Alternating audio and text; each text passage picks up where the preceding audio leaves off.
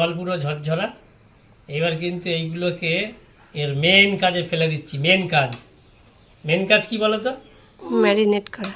হ্যাঁ বাবা, উচ্চারণ করলে কি করে? আমি তো বলতেই পারি না। মাংস মাখাবো, ম্যারিনেট বলতে পারি না।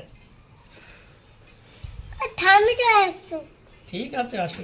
এবার ইয়েগুলো দাও, মশলা কোনটা দেবো? এটা দাও দাও দাও, এক করে দাও।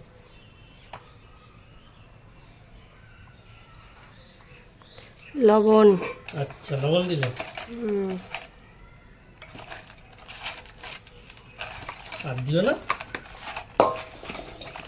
পরে আবার লাগবে তখন দেখা যাবে। এবার যাচ্ছে হলুদ। হলুদ পাউডার।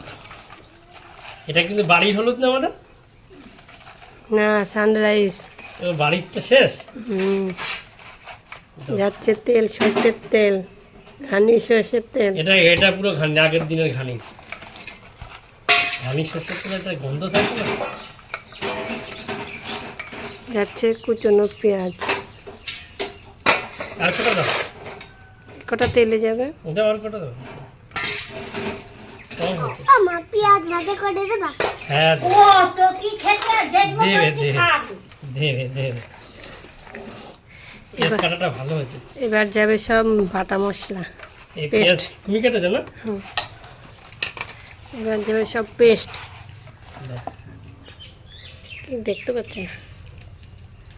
পুরো থকথকা তো, আস্তে করো, গায়ে লাগছে। পুরো একবারে দেবা না?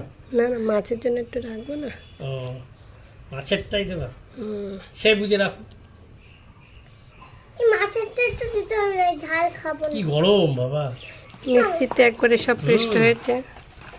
আমি ঝাল খাবো না। এবার এই মাখানোটা দেখো। বসে নি।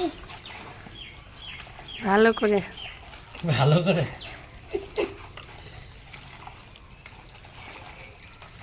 এই জায়গায় সেই হয়ে গেল, সে গন্ধে অর্ধভজন। পেঁয়াজগুলো তলায় পড়ে গেল তো। তেল কম হয়েছে নাকি? আর পরে কড়াই যাবে, এখন থাক। এখন আর দেবা না? হলুদ কম লাগছে। না, হলুদ তো কালারের জন্য আর ইয়ের জন্য দাও, দিলে একটু দিতে পারো, না বেশি দিলে গন্ধ হয়ে যাবে আমার। থাক। রসুন ঠিকঠাক দিয়েছে তো? হুম।